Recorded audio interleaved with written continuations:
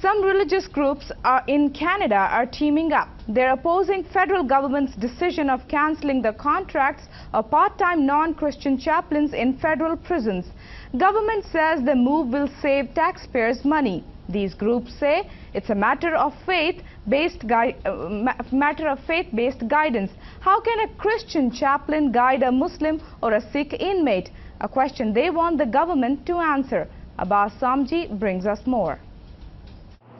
The Canadian Council on American Islamic Relations is saying if the cuts are just a cost savings measure, the federal government needs to make sure the possible cost savings are balanced with the possible challenges that may arise in the future. Inmates who receive counseling and spiritual services, they benefit from these services, and the chaplains help to realign the moral compasses of these inmates. And so if you take away these services, we don't want to have a situation where an inmate is released not adequately prepared or could have benefited from the services. There may be a cost, danger to society in sometime in the future.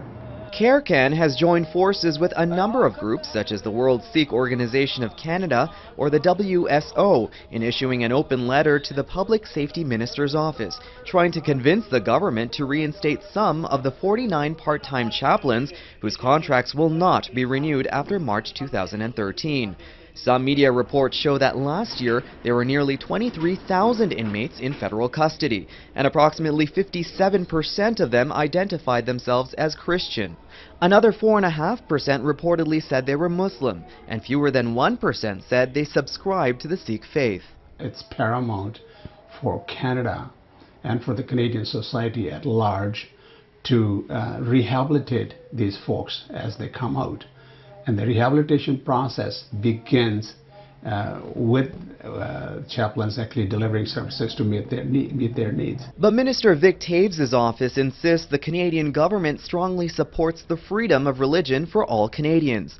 According to a statement from his office, the assertion that we are eliminating all non-Christian chaplains was spurred on by a false and misleading report from the CBC. Last month, Minister Taves asked for an immediate review of the chaplaincy program to ensure taxpayer dollars are being used wisely and appropriately. It was determined that changes were necessary so that this program supports the freedom of religion of inmates while respecting taxpayer dollars. Meantime, the minister's office says convicted criminals will continue to have access to religious services of their choice on a voluntary basis. The cancellation of part-time contracts means the government will save approximately $1.3 million. Aftab Sabir, OMNI News, Calgary.